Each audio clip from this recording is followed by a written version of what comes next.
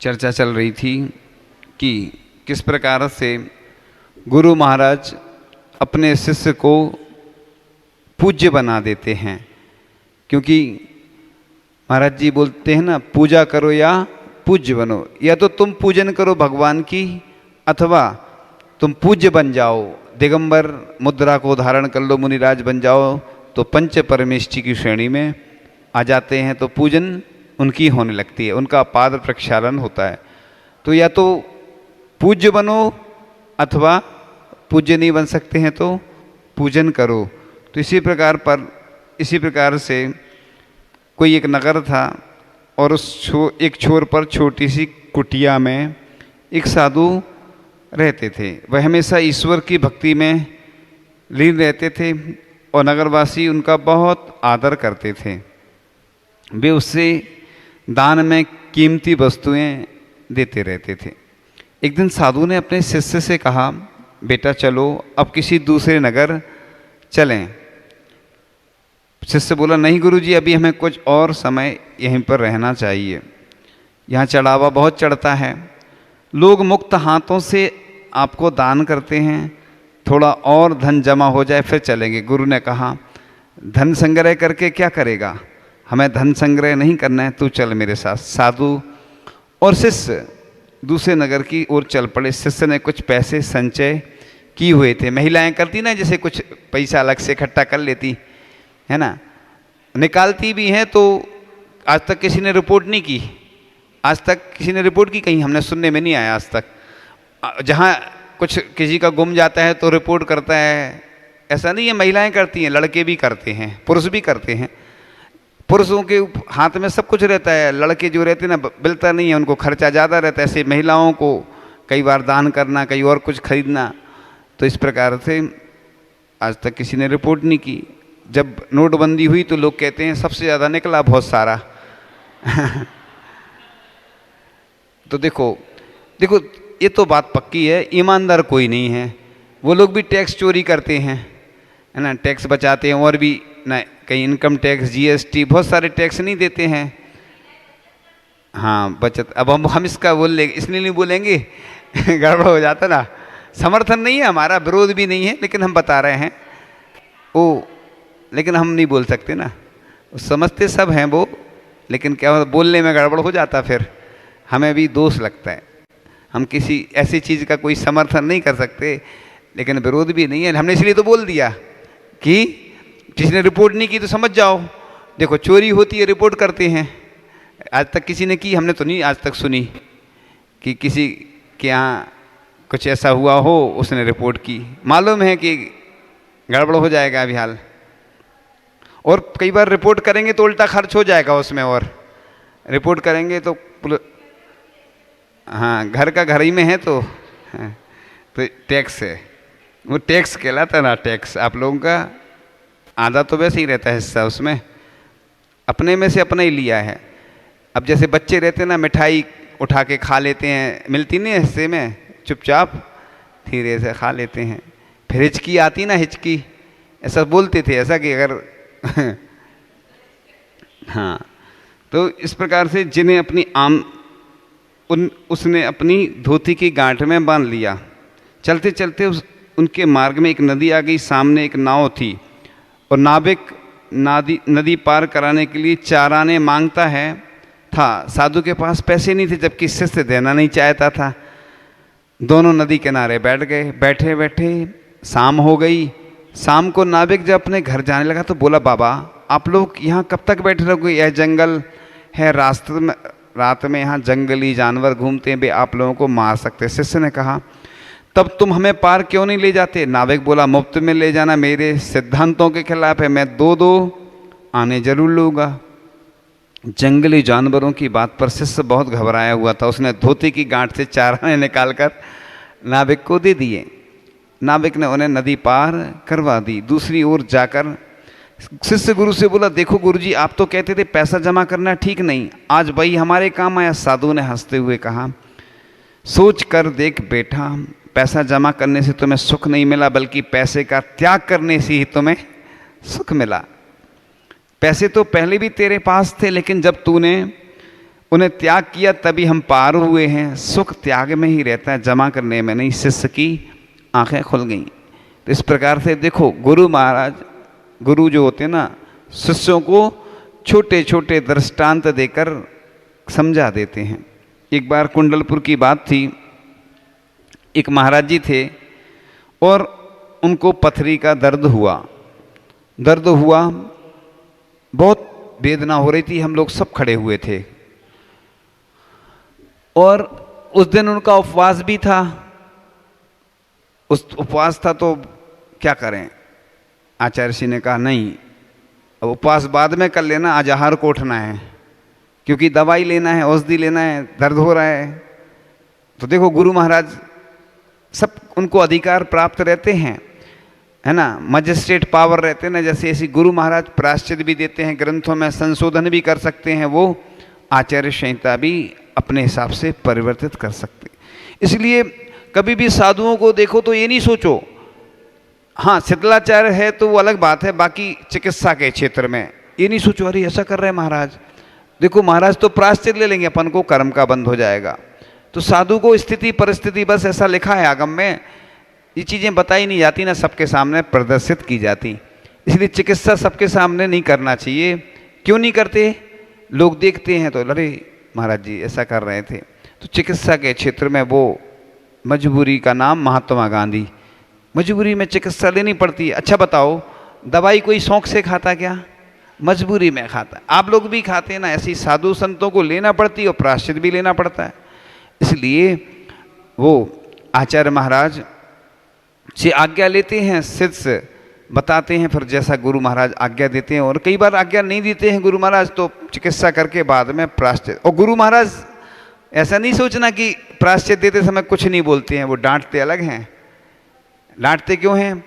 ये गलत था, ऐसा नहीं करना था, पहले ये बोलेंगे, फिर प्रायश्चित भी दे देंगे। क्यों देंगे? क्योंकि उसने निवेदन किया है। एक बार मुनि श्री प्रमाण सागर जी महाराज ने निवेदन किया आचार्य जी से प्रायश्चित के लिए।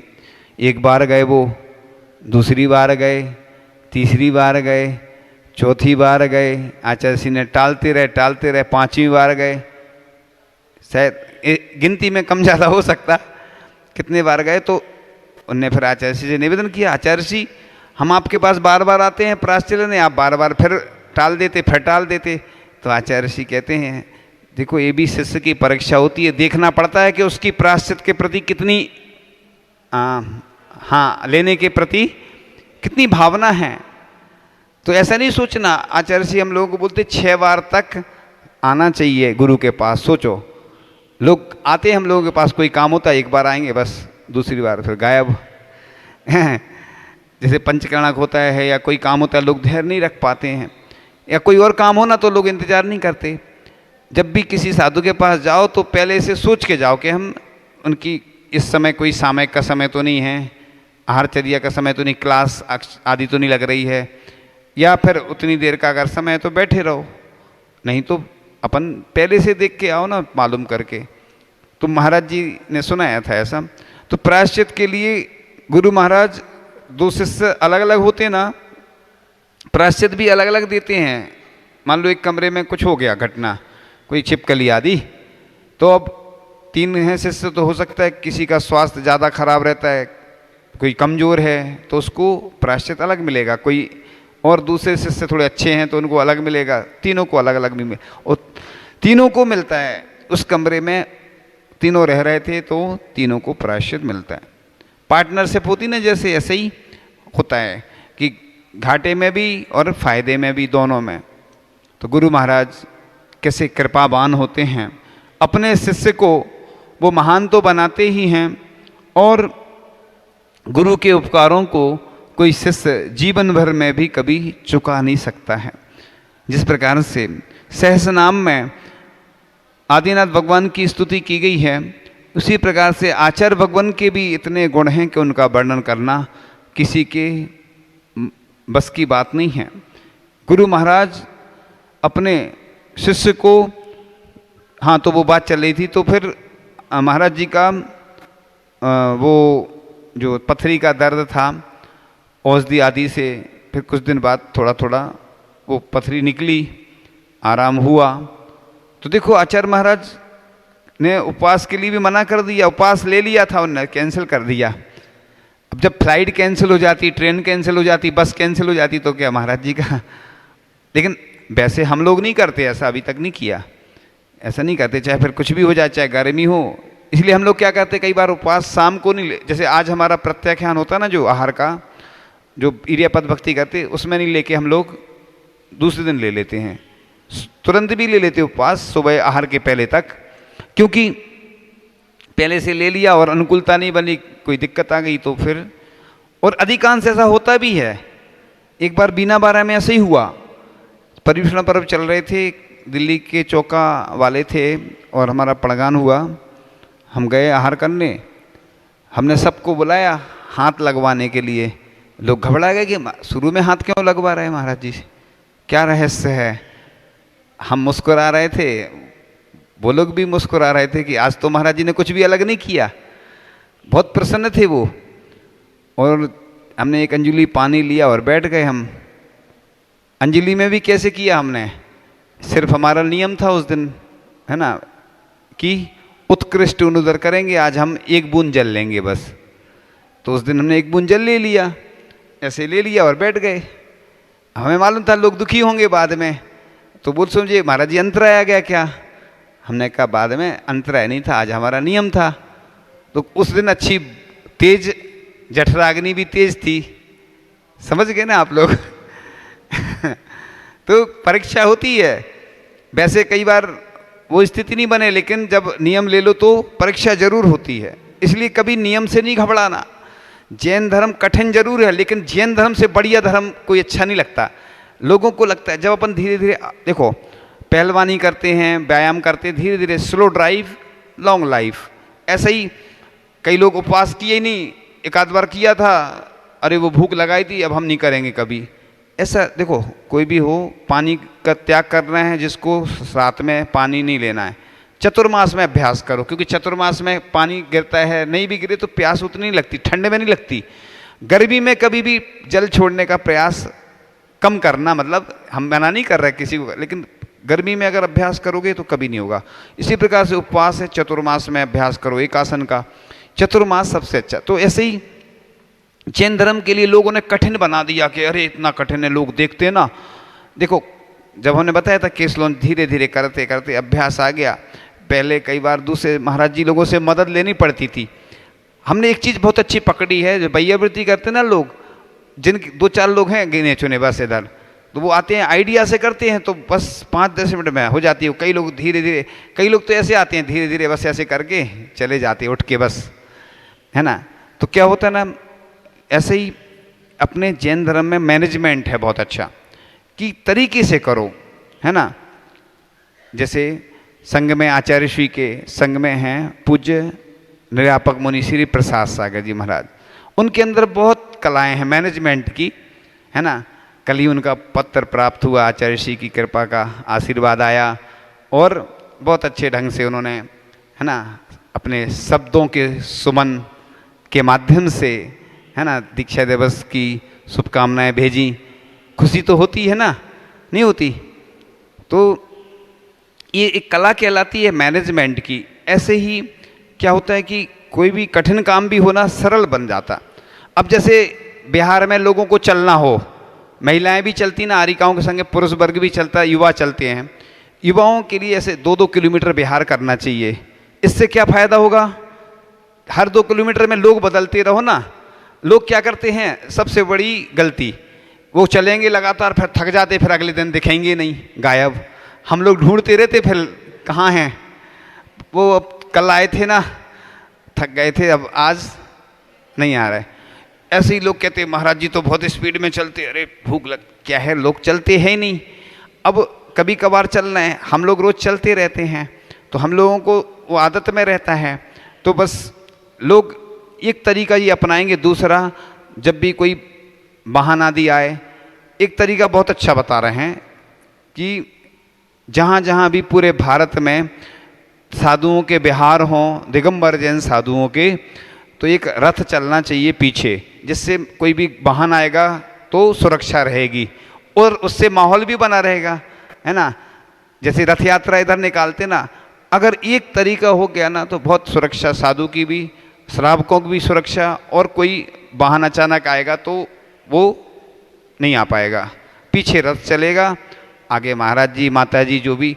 तो ऐसे साधुओं के बिहार में सहयोगी भी बने और अच्छी व्यवस्था भी हो जाए, और जितने भी बिहार में चलने वाले उनकी शाम की व्यवस्था तो जरूर होना चाहिए। सुबह की तो हो जाती, समझ गए, काय की, शाम की काय की व्यवस्था होती है, भोजन आदि की। क्योंकि बेचारे एक तो पैदल बिहार करते, ये हम हर जगह बोलते हैं, लेकिन लोग बहुत होशियार हैं, इस कान से सुनते हैं और इस कान से निकाल देते हैं। क्योंकि लोग क्या है, हमें क्या करना, क्योंकि हमारे थोड़ी कोई रिश्तेदार हैं ये सब जो चल रहे हैं ना हमारे कोई घर के हैं ना परिवार के हैं, और हमारे पास तो व्यवस्था रहती नहीं, हमारी खुद की व्यवस्था नहीं रहती, तो हम दूसरों की क्या करें। हमारी तो रहती है, मतलब कहने का, लेकिन फिर भी हमें मालूम थोड़ी है, हमें खुद नहीं मालूम रहता, इसलिए हम प्रेरणा दे सकते हैं। ऐसे जो व्यक्ति बिहार में चलते साधुओं की वैयावृत्ति में अग्रणी रहते हैं, ऐसे विमान, उसमें अगर श्री जी और विराजमान हो जाएं, जहाँ तक साधु को जाना है वहाँ तक विमान बिहार करवा, बढ़िया विमान रथ यात्रा है। इससे बढ़कर के कौन सी रथ यात्रा हो सकती, बताओ, इससे बढ़कर के, ऐसा शास्त्रों में लिखा है। कई लोग आए निवेदन करने कि शिखर जी की, महाराज जी जब भी बंद ना करो हमें बता देना, ऐसे 8-10 लोगों ने बोला। तो शिखर जी के अलावा और कोई क्या तीर्थ यात्रा नहीं होती है क्या? जहाँ भी जाओ साधु भी स्वयं में एक तीर्थ होते हैं। तो इस प्रकार से ऐसा अगर अपन करेंगे तो पंचम काल के अंत तक ऐसे ही साधु हमारे विराजमान रहेंगे, हमें उनके दर्शन होते रहेंगे, उनकी वैयावृत्ति का सौभाग्य मिलेगा। तो आचार्य भगवान हमें हमेशा प्रोत्साहन देते हैं, प्रेरणा देते हैं कि कैसे हमें अपने जीवन को अच्छा बनाना है। क्योंकि साधु संत किसी के नहीं होते, लेकिन उनको सब लोग अपना बना लेते हैं। तो हमने बताया कि आचार्य भगवान ने किस प्रकार से वैयावृत्ति की। आचार्य श्री एक बार बोल रहे थे कि मैं क्या कर सकता हूँ बताओ आप लोगों के लिए, वैयावृत्ति नहीं कर सकता हूँ, लेकिन आचार्य भगवान कहते हैं कि मैं 8:30 पे उठा देता हूँ आहार के लिए। जैसे कोई साधु, हम लोग अस्वस्थ होते थे तो आचार्य श्री बोल देते थे 8:30 पे निकल जा, पहले ही निकल जाते थे, गर्मी का समय रहता था, कोई के अंतर आया है, कोई बीमार है ना। आचार्य महाराज पहले, अब तो आचार्य भगवान खुद अस्वस्थ रहते हैं तो बात अलग है। पहले हमने देखा बिना बाराक में बहुत ज़्यादा स्वास्थ्य खराब हो गया तो आचार्य भगवान 3-4 बार लगभग आए, और एक बार तो हम बैठे किसी से बात कर रहे थे और आ गए अचानक, तो हमारी तो पूरी हालत खराब हो गई। आचार्य भगवान आ गए और पूछने लगे कैसा क्या, हम लोग कब जाते एकदम से और बहुत ज़्यादा हालत ख़राब हो जाती, स्वस्थ होते हुए भी हम लोग और अस्वस्थ हो जाते कई बार।